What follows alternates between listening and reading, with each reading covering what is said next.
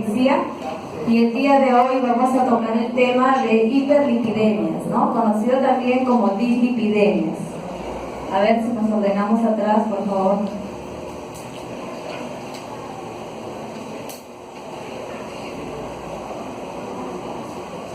Bueno, para hablar del tema de dislipidemias o hiperlipidemias, como sabemos es una enfermedad crónica, asintomática muchas de las veces, y que tiene mucho que ver con complicaciones en la mayoría de nuestros pacientes que tienen enfermedades metabólicas como la diabetes, ¿no? Entonces, las dislipidemias son patologías muy asintomáticas que si no las diagnosticamos pueden traer consecuencias a futuro. Para hablar un poco de este tipo de enfermedad que tiene que ver con el metabolismo de los lípidos, vamos a revisar un poco sobre la biosíntesis del colesterol, ¿no? En realidad el colesterol es un término que procede del griego que es cole, que significa bilis, y ésteres, que significa sólido. Fue identificado por primera vez en los cálculos biliares, ¿no? Y es aquí donde se va a ver la fisiopatología de este tipo de patología por este personaje, ¿no? Por Michel, quien lo denominó como colesterina, ¿no? Y actualmente se define como colesterolemia o dislipidemia. El colesterol es un esterol lipídico o es un éster lipídico que se encuentra en la mayoría de los tejidos corporales y en el plasma circulante, ¿no? Es esencial para la síntesis de muchas membranas celulares y para la formación, es precursor importante de la formación de hormonas esteroideas. Entonces, como podemos ver acá en este gráfico, el hígado es un órgano muy importante en el cual se va a metabolizar o se va a catalizar la mayoría del colesterol del organismo, ¿no? El 80% de este colesterol se fabrica en el tejido hepático. Y este colesterol, el 80% va a la bilis, en los tejidos periféricos, para cumplir ciertas funciones importantes, como lo vamos a poder ver acá, ¿no? Entonces el colesterol se encuentra en numerosos tejidos, por ejemplo en el hígado, que es el órgano más importante, en el cual más del 90% del colesterol se sintetiza en este órgano. En el intestino es muy esencial para la absorción del colesterol exógeno y para la biosíntesis del colesterol. En la médula espinal también forma parte importante, sobre todo en las vainas de mielina de los nervios periféricos, ¿no? Formando las almohadillas. En el páncreas, a través de diferentes enzimas, como la enzima colesterol esterasa, que va a estar activada por las sales biliares, va a convertir el colesterol libre en ésteres de colesterol a través de los ácidos grasos, ¿no? En el cerebro también es muy importante. ¿Por qué? Porque se encarga del desarrollo del sistema nervioso, sobre todo de los embriones. Y otro punto bastante importante que tiene que ver con las complicaciones, en la mayoría de los pacientes con enfermedades metabólicas tenemos que el colesterol, hay diferentes tipos de colesterol, sobre todo el colesterol malo, de muy baja densidad, que es el LDL, va a formar parte de las paredes de las arterias, ¿no? Formando placas ateromatosas, que estas a la larga van a ser un factor de riesgo para enfermedades cardiovasculares y accidentes cerebrovasculares. Bueno, también es importante mencionar que las fuentes exógenas del colesterol provienen de la mayoría de los alimentos que son de origen animal. Entonces, ¿cuáles son las funciones del colesterol? El colesterol cumple múltiples funciones, ¿no? A nivel estructural, es un componente muy importante de las membranas plasmáticas, sobre todo en las células de los animales, más no de los vegetales. Y esta va a regular sus propiedades físico-químicas y le va a dar la característica importante de las membranas celulares de la fluidez de la membrana. Es precursor de la vitamina D y es esencial en el metabolismo del calcio. Es precursor importante de las hormonas sexuales, sobre todo la progesterona, los estrógenos y la testosterona. Y es precursor de las hormonas corticoideas, como el cortisol y la hormona aldosterona. También es importante porque es precursor de las sales biliares, que son esenciales en la absorción de algunos nutrientes lipídicos y también forma parte de la vía principal para la excreción corporal. Entonces el metabolismo del colesterol tiene que estar en equilibrio, tanto la formación como la excreción tienen que estar en equilibrio. ¿Qué pasa en la mayoría de los pacientes diabéticos, por ejemplo, que tienen una alteración en este metabolismo? Hay mayor formación y no hay una buena excreción, entonces estos tienden a circular en el torrente sanguíneo y se van a ir acumulando en forma de placas, sobre todo en la capa íntima de las arterias importantes. Acá en este gráfico podemos ver las características del colesterol y la fluidez de la membrana celular.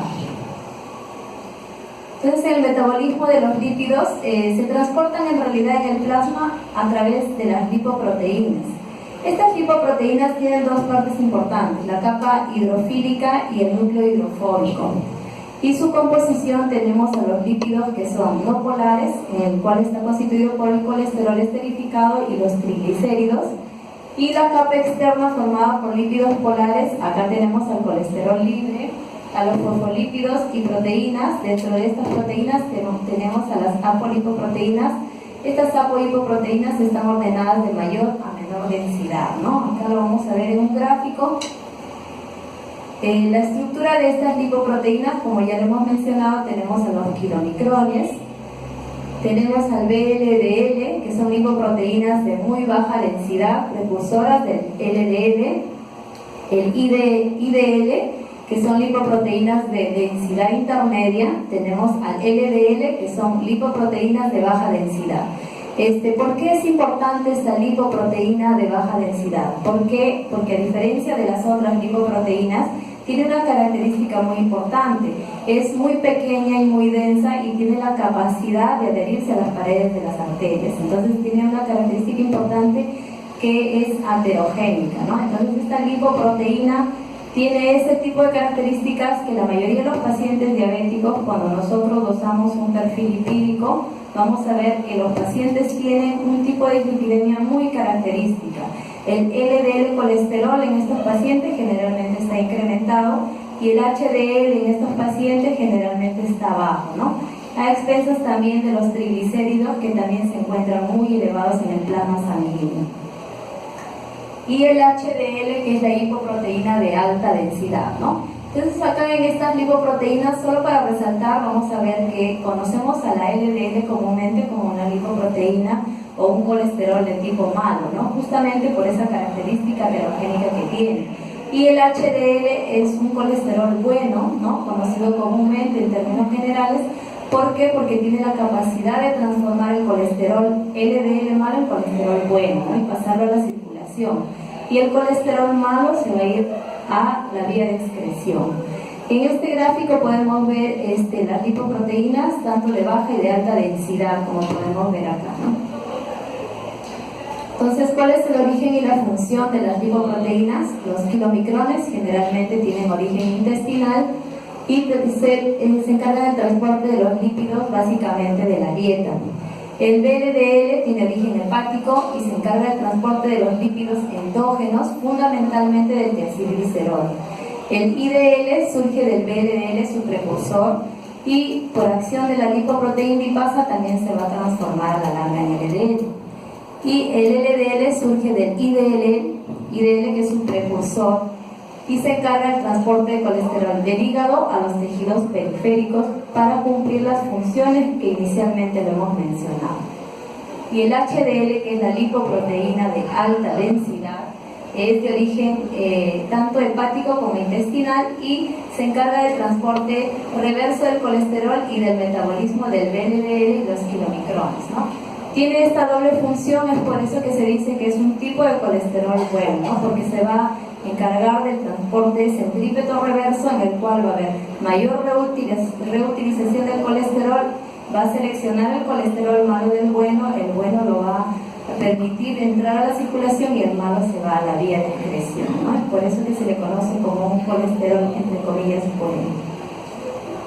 Y las apolipoproteínas en realidad son componentes estructurales de las lipoproteínas, también pueden actuar como cofactores enzimáticos. Tenemos a la ApoC2 que activa a la lipoproteína lipasa tipo LPL, la ApoA1 que activa la lecitina, colesterol, acetiltransferasa.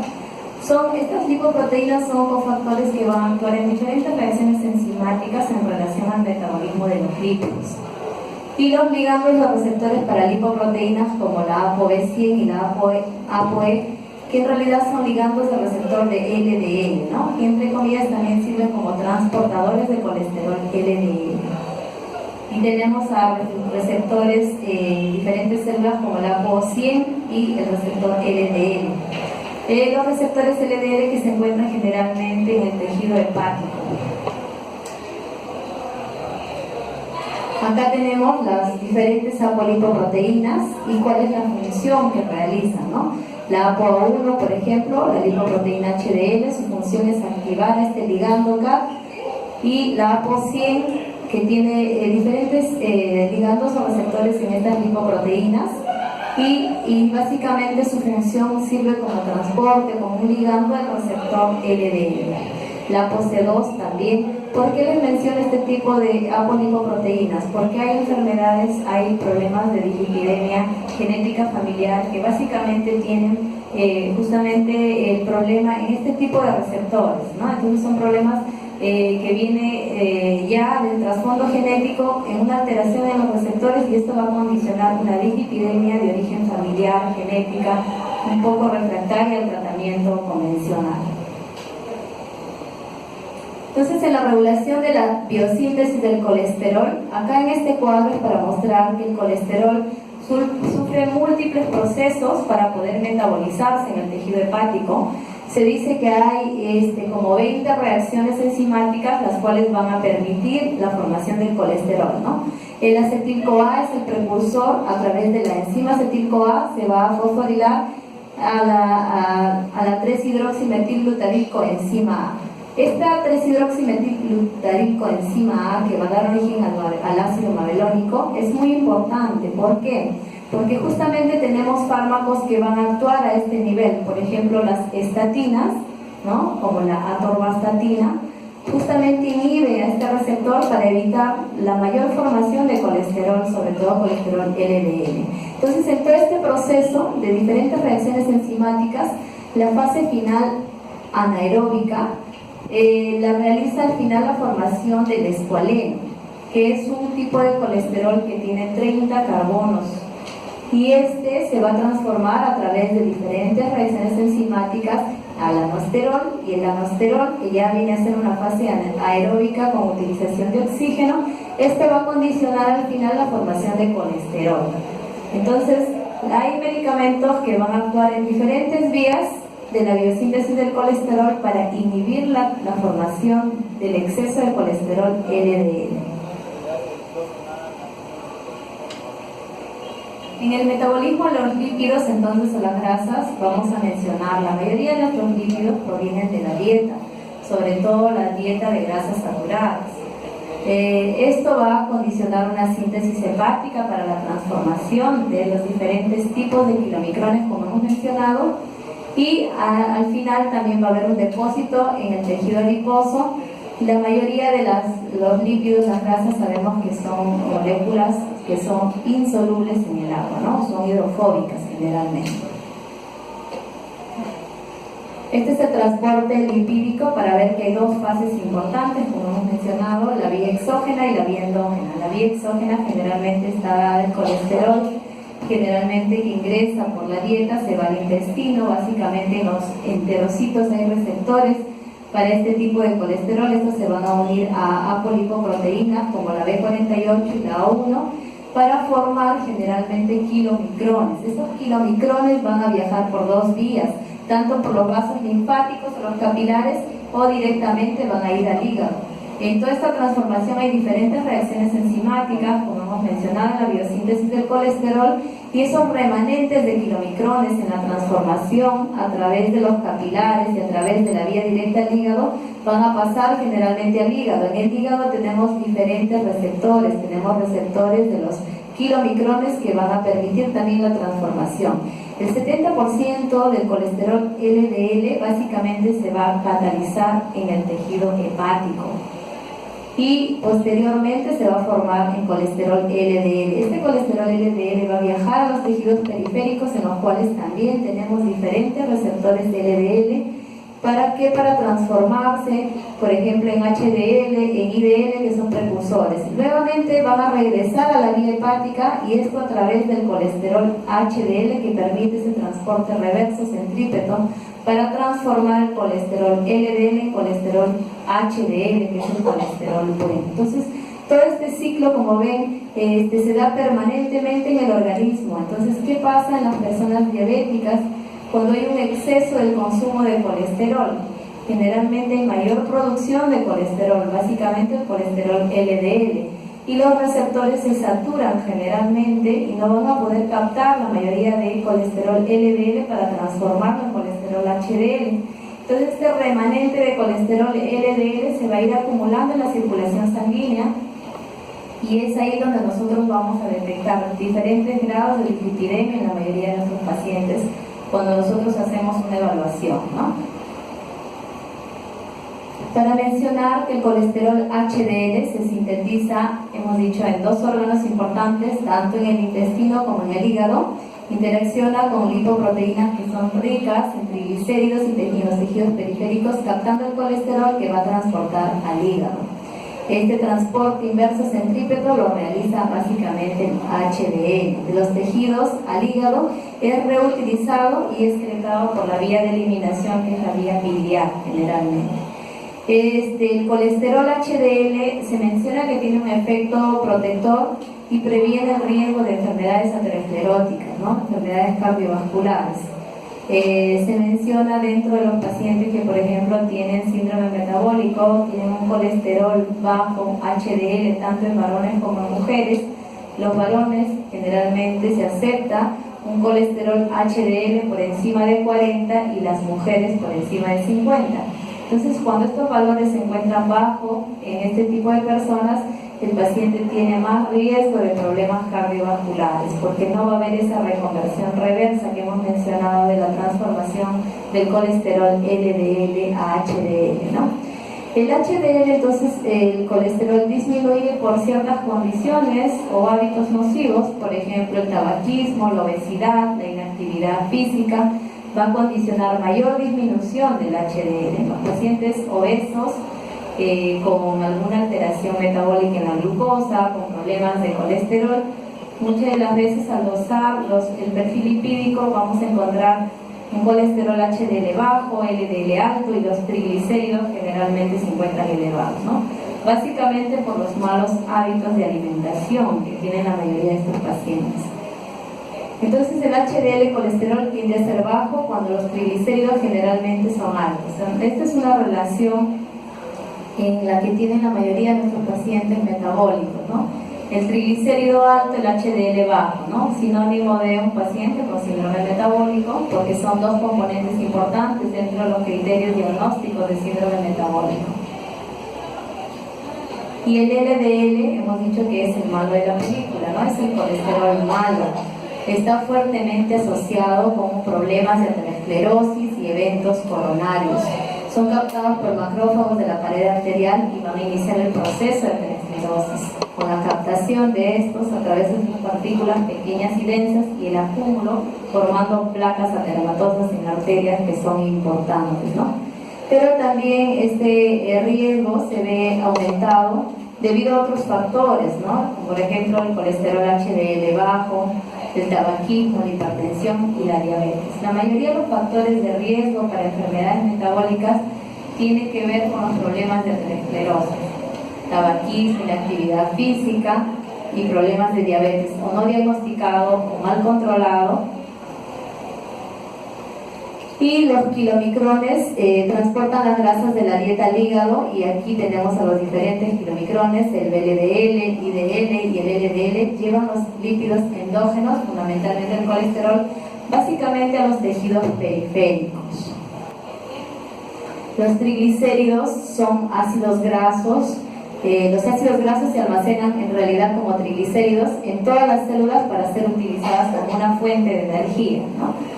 Y están formados por moléculas, los triglicéridos de glicerol, a las que 3 ácidos grasos han sido esterificados para dar origen a los triglicéridos. Los triglicéridos básicamente tienen que ver con el metabolismo de los hidratos de carbono de absorción lenta, ¿no? ¿Cuáles son los metabolismos de carbono de absorción lenta? La mayoría de las harinas, las pastas, los fideos. En exceso generalmente va a haber mayor transformación de triglicéridos en sangre y mayor acúmulo de estas en la circulación periférica.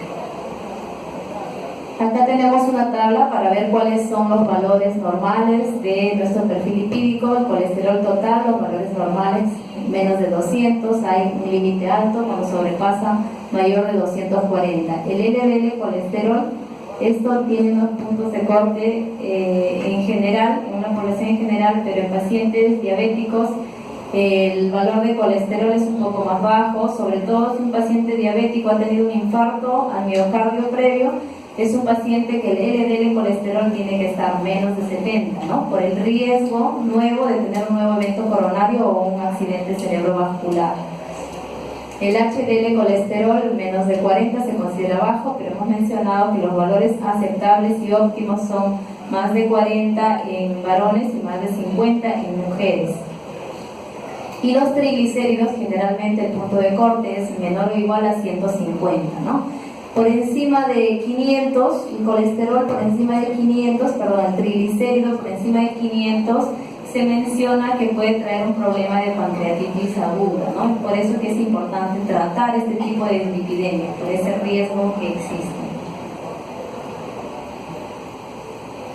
Entonces, una vez ya revisado lo que son el metabolismo, la biosíntesis del colesterol, habiendo conocido cuál es el colesterol malo y bueno, vamos a hablar del problema de la enfermedad que condiciona el acúmulo de este tipo de lípidos en sangre. Tenemos a la dislipidemia, hipercolesterolemia, que son sinónimos. ¿Qué cosa es la dislipidemia? Dislipidemia son un conjunto de enfermedades que son asintomáticas. No hay un síntoma cardinal alguno que nos esté orientando que el paciente tiene un problema de dislipidemia.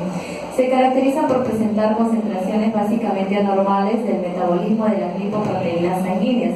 Dentro de esto tenemos a colesterol total, triglicéridos, colesterol LDL y colesterol HDL. Las dislipidemias son importantes porque son una de las principales causas de morbimortalidad, de enfermedades cardiovasculares, de enfermedades coronarias, de accidentes cerebrovasculares y sobre todo de enfermedad arterial periférica.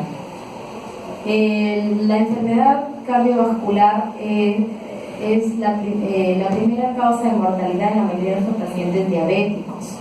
1 de cada 6 muertos en Estados Unidos son por causas de enfermedades cardiovasculares. Entonces es un problema, una comorbilidad bastante importante porque nuestro paciente diabético generalmente no fallece de una glucosa de 500, de 600. Muere básicamente por una complicación de su enfermedad. ¿Cuál es la complicación de su enfermedad? Los problemas de aterosclerosis que van a condicionar infarto al miocardio y enfermedad cerebrovascular. Por eso es importante tenerlo en cuenta y darle tratamiento oportuno para prevenir este tipo de problemas. ¿Cuáles son los factores de riesgo para una enfermedad cardiovascular? Tenemos factores de riesgo modificables y factores de riesgo no modificables. Dentro de los factores de riesgo modificables hay factores que son proinflamatorios. Dentro de los factores proinflamatorios tenemos un paciente con obesidad. Es un paciente que tiene una fisiopatología múltiple, no solamente el tema del paciente con obesidad es el peso, sino que tiene otro tipo de alteraciones endógenas que van a condicionar problemas de aterosclerosis, también tiene problemas de coagulación, tiene riesgo de cáncer, tiene riesgo de enfermedades metabólicas y una serie de problemas más. El estrés también es un factor de riesgo. Los pacientes con estrés, con ansiedad, tienen mayor apetito, tienen más ganas de comer por ansiedad, por estrés. En realidad, el problema de la obesidad se está considerando como un problema metabólico en sí, que lo ve en la endocrinología, pero se está viendo que básicamente es un problema de conducta que tiene que ver con los hábitos de alimentación, que tiene que ver con el estado de ansiedad de cada uno de los pacientes. El problema de colesterol elevado que se puede modificar, los pacientes con dislipidemia se puede modificar su estilo de vida y se puede dar tratamiento según sea el caso. Factores infecciosos que también pueden condicionar problemas o riesgo de enfermedad cardiovascular, factores procoagulantes, hipertensión, el hábito tabáquico, la mala alimentación y el sedentarismo, que son dos factores importantes que la mayoría de las personas no tienen la costumbre de alimentarse adecuadamente y no tienen el hábito de hacer actividad física, teniendo ya factores de riesgo, ¿no? Que se pueden modificar. Y los que son no modificables tenemos la edad, ¿no? Se dice que la mayoría de los pacientes más de 45 años en adelante son pacientes que tienen más riesgo de problemas metabólicos. Un paciente ya de 45 años con antecedentes de diabetes, hipertensión, entonces un paciente que tiene doblemente riesgo de hacer un evento coronario, ¿no? Con la edad y con las comorbilidades que tiene. La historia familiar también es muy importante. En los problemas de aterosclerosis, este dato es muy importante en el momento de la anamnesis. Cuando un paciente se acerca a la consulta y ustedes le preguntan si tiene antecedentes familiares de algún infarto al miocardio, de un accidente cerebrovascular, si es que menciona que papá, hermano, falleció de un infarto a los 40 años, entonces es un factor de riesgo bastante importante tomarlo en cuenta y debemos empezar ya el tratamiento con el paciente, modificando los estilos de vida de porque este paciente, al igual que la diabetes, que es una enfermedad que tiene herencia genética, también puede tener riesgo de tener un evento coronario más adelante. Y el género, ¿no? Masculino o femenino, generalmente los pacientes más de 45 años, varones y mujeres, tienen un riesgo elevado de producir problemas cardiovasculares o eventos coronarios si es que tienen las comorbilidades preexistentes. En cuanto a la epidemiología, la prevalencia global de las dislipidemias es muy variable, tiene que ver bastante con la carga genética, tiene que ver con la dieta, con el ejercicio, básicamente con los estilos de vida, ¿no? En México, un 23.6% de la población general con dislipidemia, en Estados Unidos más, debido al consumo de alimentos ricos en grasas saturadas. En Japón un 7% porque la alimentación es un poco más balanceada. Y la hipertrigliceridemia también tiene que ver, es más a predominio, por ejemplo, en Estados Unidos un 34% y en México 14.5%, ¿no? Los pacientes con problemas de dislipidemia desde los 20 años, hay pacientes jóvenes que tienen problemas de dislipidemia a temprana edad, tienen alto riesgo de sufrir un evento coronario, un infarto miocardio, enfermedad cardiovascular o una insuficiencia arterial periférica, ¿no? Debido a que estos pacientes generalmente ya tienen problemas genéticos y probablemente ya estén formando placas ateromatosas en las arterias importantes de su organismo. Entonces, este tipo de pacientes, justamente las guías también mencionan, si son pacientes menores de 21 años con factores de riesgo, como estamos mencionando, estos pacientes son candidatos a tratamiento farmacológico, inicialmente cambiando su estilo de vida. Hay una clasificación fenotípica de las diferentes dislipidemias. Por ejemplo, tenemos la tipo 1, en la cual está implicada la lipoproteinemia o kilomicrones. En esta básicamente está alto predominio de los triglicéridos en relación al colesterol. La tipo 2A, la lipoproteína implicada es la LDL, y el triglicérido generalmente está normal, pero está muy incrementado el colesterol, sobre todo el colesterol total y el colesterol LDL. La 2B, la lipoproteína implicada, la LDL y la VLDL, el precursor de la LDL. Acá generalmente los dos tipos de lípidos están alterados, tanto el colesterol como los triglicéridos. La 3 está implicada la IDL, generalmente los triglicéridos están incrementados en este tipo de pacientes. Estas dislipidemias fenotípicas se dan en cierto tipo de pacientes que no tienen muchos factores de riesgo, por decirlo así, para enfermedades metabólicas, ¿no? En personas jóvenes hay que hacer un estudio genético para ver qué tipo de dislipidemia tiene, ¿no? Y la dislipidemia 4 y 5 también tiene que ver con el VLDL y generalmente es a predominio de los triglicéridos. La mayoría de estos pacientes tienen muchas de las veces el colesterol total normal, pero sí tienen triglicéridos altos y generalmente son gente joven. Entonces en ellos hay que sospechar de un problema de una dislipidemia de este tipo de causa fenotípica y buscar qué tipo de alteración tiene. Entonces, las dislipidemias primarias o fenotípicas o genéticas llamadas también, tenemos los diferentes tipos. Para mencionar acá en este cuadrito que la mayoría de las dislipidemias primarias, ya sea la hipercolesterolemia común, la familiar, la hipertrigliceridemia común, son generalmente poligénicas, múltiples genes están implicados, tienen múltiples factores fenotípicos y sobre todo factores ambientales que van a exacerbar el cuadro, ¿no? La mayoría de estas tienen múltiples genes implicados, como podemos ver acá. Es un poquito difícil diagnosticar porque muchas de las veces no tenemos a la mano este tipo de estudio genético para poder hacer un diagnóstico. Y los trastornos secundarios en relación a las dislipidemias, tenemos que la mayoría de nuestros pacientes obesos, diabéticos, tienen un tipo de dislipidemia, como hemos mencionado, la dislipidemia heterogénica, ¿no? A predominio de colesterol LDL alto y colesterol HDL bajo. El síndrome de Cushing también es un paciente en el cual va a tener alteración en el metabolismo de los lípidos.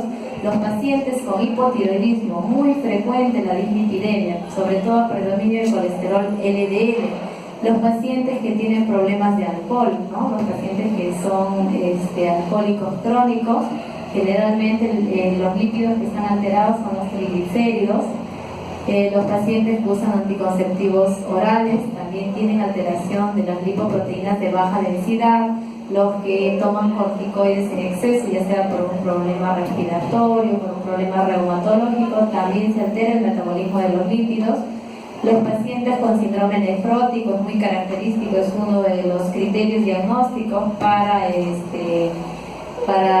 diagnosticar síndrome nefrótico. También hay una dislipidemia, predominio de colesterol total, ¿no? Y sobre todo LDL. Los pacientes con alteración como una hepatitis aguda también tienen dislipidemia, predominio de colesterol LDL. Los pacientes que tienen infarto de miocardio, quiere decir, son pacientes que tienen problemas de predominio de colesterol malo, generalmente alto. Y en este otro cuadro también lo que estaba mencionando igualito, los problemas metabólicos como la obesidad, diabetes, hipotiroidismo generalmente cursan con dislipidemia, predominio de colesterol LDL. Ahora, las dislipidemias secundarias a medicamentos también hay que tenerlo en cuenta al hacer una anamnesis. Tenemos los diuréticos, qué tipo de alteraciones van a producir en el metabolismo de los lípidos. Tenemos el aumento de triglicéridos y sobre todo disminuyen el colesterol bueno, el HDL. Los beta bloqueadores, sobre todo aumentan el triglicérido y también disminuyen el HDL. Los anticonceptivos aumentan el predominio de los triglicéridos, los corticoides, triglicéridos y colesterol. Los anabolizantes también bajan el HDL y aumentan el colesterol total. Entonces, en relación a todos estos eventos, vamos a mencionar que la dislipidemia es una de las causas de los problemas de accidentes cerebrovasculares o enfermedad cardiovascular. Entonces, la aterosclerosis no es un problema ajeno a la mayoría de los pacientes con un problema metabólico, y hay muchos mecanismos que van a permitir la formación de estas placas que a la larga van a desprenderse, van a obstruir pequeñas arterias y van a condicionar problemas de infarto, miocardio o enfermedad cerebrovascular, ¿no? Todo esto es un proceso en el cual el actor principal, la lipoproteína principal en este evento es el colesterol LDL, que generalmente se encuentra muy incrementado y está circulando en la sangre periférica. Esto va a condicionar una formación de una placa, sobre todo en la capa íntima de las arterias. Esta placa va a condicionar una disminución en la luz de las arterias, por lo tanto, si hay una disminución en la luz de las arterias, va a haber menos flujo sanguíneo. Esto va a condicionar, como el tejido circulatorio es un evento dinámico, generalmente va a condicionar movilización de esta placa formada. Esto, al movilizarse, al inestabilizarse, va a formar trombos que a la larga, por el flujo sanguíneo, van a condicionar la ruptura de esta placa, y esto va a condicionar muerte y destrucción tisular, incluso un infarto de miocardio o un accidente cerebrovascular. Entonces, todos estos procesos se dan con el tiempo, no son inmediatos. La formación de las placas ateromatosas se van dando en la mayoría de los pacientes con los factores de riesgo que hemos mencionado, ¿no? Paciente diabético, paciente hipertenso, paciente que tiene el hábito de fumar, que tiene inactividad física y que es un paciente sedentario, tiene todos los factores de riesgo para formar las placas ateromatosas y tener un evento coronario, ¿no? Ojo, un paciente diabético hipertenso tiene 4 veces más el riesgo de hacer un evento coronario o un evento cerebrovascular en relación a un paciente que no es diabético ni hipertenso. Acá un esquema para poder ver cuáles son todos los procesos generalmente que se forman en la relación a las placas ateromatosas, ¿no? Generalmente se forman unas estrías grasas, una placa fibrosa, la placa aterosclerótica obstructiva, la ruptura de la placa. El paciente se va a manifestar con una angina inestable, un dolor de pecho. La mayoría de los pacientes diabéticos, dependiendo del tiempo de evolución de su enfermedad, dependiendo del control metabólico, muchas de las veces los problemas coronarios son silentes, ¿no? Hay un dolor torácico de etiología cardíaca y generalmente este paciente no tiene el dolor de un paciente que no es diabético ni hipertenso, ¿no? Un dolor de angina, un dolor de pecho, un dolor de infarto, en un paciente no diabético es como si le estarían dando una puñalada directo al corazón. Pero un paciente diabético puede tener un evento coronario, una angina inestable y puede pasar desapercibido. Entonces, puede tener múltiples procesos del mismo y eso va a condicionar a la larga una insuficiencia cardíaca. Y eso puede condicionar un infarto al miocardio, puede condicionar una muerte súbita, ¿no? O una isquemia de otro tipo de órganos importantes. Todas estas etapas, como podemos ver, de formación de la placa son silentes. No hay síntoma alguno que alerte que el paciente tiene la formación de placas que está condicionando una aterosclerosis que a la larga un problema de infarto al miocardio, un desenlace fatal. Entonces, la mayoría de estos pacientes metabólicos hay que tratar y advertir sobre estos eventos silentes para prevenir complicaciones a futuro. La aterosclerosis es la primera causa de muerte en todo el mundo. Como lo hemos mencionado, los pacientes diabéticos no se mueren generalmente por la diabetes per se, sino se mueren por las complicaciones que estas pueden traer, ¿no? Tanto el infarto al miocardio como los accidentes cerebrovasculares.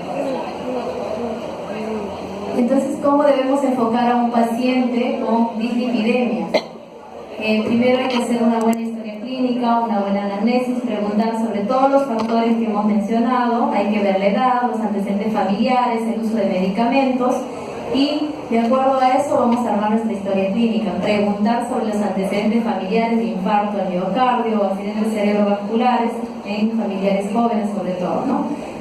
Preguntar sobre la presencia de algún problema gástrico como una pancreatitis, ver en la evaluación clínica si tiene algún signo clínico de dislipidemia como son los santomas o los antelasmas, que son lesiones un poco típicas de los pacientes con dislipidemia. Y después de haber hecho una buena evaluación, una anamnesis, vamos a pedir un perfil lipídico y vamos a corroborar si el paciente tiene algún grado de dislipidemia. La historia clínica tiene que ser completa, hay que preguntar las comorbilidades, hay que preguntar el uso de hábitos nocivos, como hemos mencionado, el examen físico, hay que evaluar el sistema cardiovascular, aunque no hay síntoma alguno inicialmente, pero es bueno evaluar el sistema cardiovascular, la piel, los tendones, por la presencia de signos clínicos de dislipidemia, como los santomas o los antelasmas. Y aparte de esto hay que valorar el riesgo que tiene para un evento coronario. Para evaluar el riesgo de un evento coronario hay unas tablas estandarizadas en las cuales nosotros vamos a ingresar los datos del paciente y vamos a tener un estimado de los factores de riesgo y la probabilidad de producirse un evento coronario. Y posteriormente la determinación de los lípidos en sangre. Entonces, los principales factores de riesgo para una cardiopatía coronaria es importante en ambos: la edad, más de 45 varones, más de 55 mujeres, la historia familiar, el antecedente del consumo de tabaco, la hipertensión, la presencia de HDL bajo en algún examen solicitado por otro motivo y o la comorbilidad de diabetes. Estos son signos clínicos, como lo hemos mencionado. Si el paciente tiene este tipo de lesiones como santomas o antelasmas, como ven, acúmulos de grasa en el párpado superior, puede ser en el párpado inferior o en la zona de los codos, los pliegues, generalmente son signos clínicos que nos van a orientar a un problema de dislipidemia. Hay que estimar el riesgo cardiovascular. Para esto es importante usar unas escalas en las cuales nos va a permitir valorar si el paciente tiene un riesgo leve, un riesgo moderado, un riesgo alto de sufrir un evento coronario, ¿no? Si es riesgo bajo, generalmente en la clasificación se da menos del 10%, riesgo moderado de 10 a 20% y un riesgo alto de sufrir un evento coronario más de 20%. Y todo esto asociado a los factores de riesgo que el paciente va a presentar en el momento de la evaluación. Esta es la tablita en la cual se va a estimar el riesgo. Hay muchos puntos básicos que vamos a tomar en cuenta, como la edad. De acuerdo a la edad se va dando un puntaje, de acuerdo al colesterol HDL, a la presión sistólica, de acuerdo a los valores de colesterol, y si el paciente tiene el hábito de fumar o no, también tiene otro puntaje, ¿no? Sumado a esto, la calculadora nos da un riesgo estimado, entonces nuestro paciente hay que informarle que tiene un riesgo leve, moderado o alto de sufrir un evento coronario. Para ello es importante educar a nuestro paciente y tratarlo oportunamente, tanto para varones y para mujeres, como podemos ver acá. Y la evaluación del riesgo va a tener también objetivos terapéuticos. Los pacientes que tienen generalmente riesgo de enfermedad coronaria o ya han tenido un evento coronario, las metas de control o las metas del colesterol LDL, el colesterol malo, son mucho más bajas en relación a poblaciones que no han tenido un evento coronario. El colesterol LDL en la población general, en pacientes con infarto, con diabetes, estos eran de la guía del 2003. Lo estoy mencionando para que vean que cada vez nos vamos siguiendo más, cada vez las metas de control son mucho más bajas, porque se ha visto que pacientes con colesterol LDL alto tienen mayor riesgo de sufrir un nuevo evento coronario. ¿Quiénes son los candidatos a tener muy bajo o una meta muy baja de colesterol LDL por debajo de 70? Son pacientes que han tenido ya un evento cardiovascular o un evento cerebral previo, los que tienen múltiples factores de riesgo. Dentro de esto se considera la diabetes, la hipertensión, los que son pacientes con malos hábitos de alimentación, con malos hábitos o hábitos nocivos del alcohol, del tabaco, los pacientes que tienen un síndrome metabólico no diagnosticado o no tratado, y los pacientes que son pacientes coronarios agudos, ¿no? Estos pacientes ya por sí tienen ya un riesgo bastante alto de sufrir un nuevo evento coronario. Entonces, ¿cuál es el tratamiento de las dislipidemias? En el tratamiento de las dislipidemias hay pilares importantes. Hay que verificar qué tipo de dislipidemia tiene, si es a predominio de colesterol alto, sobre todo LDL, se llama hipercolesterolemia. Si es a predominio de triglicéridos altos, se llama hipertrigliceridemia. Si es a predominio de los dos, se llama un colesterol o dislipidemia mixta. Para esto es importante los cambios en el estilo de vida, ¿no? Si es que no corregimos los hábitos de alimentación y vemos que un paciente tiene muchos factores de riesgo, generalmente va a recibir fármacos. El primer paso es lograr la meta, sobre todo el colesterol LDL, y el segundo paso es valorando en un tiempo prudencial el tratamiento, los estilos de vida. Vamos a ir ajustando la dosis de la medicación hasta lograr bajar nuestra meta, que es el colesterol LDL, tiene que estar en metas bajas. Y aparte de esto, si no corrige con estatinas, hay que ver la posibilidad de fibratos, ¿no? Que es otra opción. En el transcurso del tratamiento se han ido evaluando, se han ido tratando muchas guías. Como ven acá en el tiempo, todas ellas básicamente se basan en el colesterol LDL. La evolución del tratamiento, la mayoría de los pacientes siempre el enfoque es el colesterol LDL, los pacientes con riesgo de enfermedad cardiovascular, riesgo de enfermedades cerebrovasculares. Y la última guía es la guía del 2018 de la Sociedad de Cardiólogos Americanos, en la cual también tiene puntos básicos que lo vamos a mencionar. En el panel de tratamiento de adultos de la guía ATP4 del 2013, que comparte muchos puntos importantes que se han ido perfeccionando, mejorando para optimizar el tratamiento y prevenir las complicaciones en este tipo de pacientes. Tenemos que las actuales guías fueron preparadas, como ya lo he dicho, en conjunto con dos sociedades, con el Conjunto Americano de Cardiólogos y la Asociación Americana del Corazón. Las evidencias con estatinas, empleando estudios aleatorizados, indican que los eventos cardiovasculares se reducen empleando dosis máxima. Ahí vamos a mencionar en un cuadrito que las estatinas tienen dosis para cada tipo de paciente, valorando el riesgo de un evento coronario, ¿no? Dependiendo también si el paciente tiene buena tolerancia a dosis altas de estatinas. Y en este tipo de pacientes a dosis altas generalmente se ha visto un evento. Ya. Entonces, este es de la guía TP4, la mayoría de ellos es reducir el riesgo de eventos coronarios. Ya lo voy a pasar un poquito rápido. La última diapositiva, el riesgo, como ya hemos mencionado, la calculadora en línea para valorar el riesgo de un evento coronario, ¿no? La prevención primaria y secundaria, cambio de estilo de vida y tratamiento en la mayoría de este tipo de pacientes. Estas son las estatinas, las dosis a dosis altas y moderadas, dependiendo de los factores de riesgo que tengan. En pacientes, acá en esta diapositiva para mencionar que en pacientes con problemas renales, sobre todo en diálisis, no hay mayor efecto del uso de las estatinas. Pero en pacientes con función renal alterada hay que ir reduciendo la dosis del uso de las estatinas. Y la guía del 2007 también el punto objetivo es el colesterol LDL. Y la guía del 2018 también nos menciona que hay una buena evidencia en relación a beneficios de eventos coronarios con el uso de estatinas, generalmente a dosis altas, hasta de 20 hasta 80 miligramos, ¿no? Dentro de las estatinas tenemos a la atorvastatina, que es la más conocida, que tiene muy buenos efectos.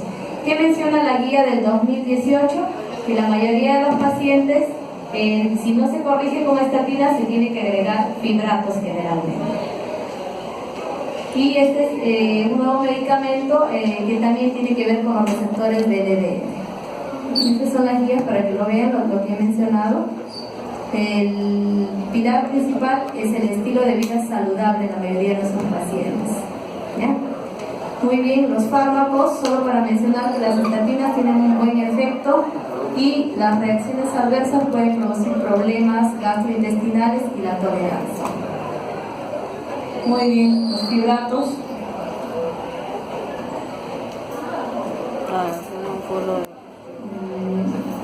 Y lo más importante de todo es el cambio de estilo de vida, ¿ya? Y valorar los factores de riesgo. Ya está, eso sería todo. Muy bien, gracias por su atención.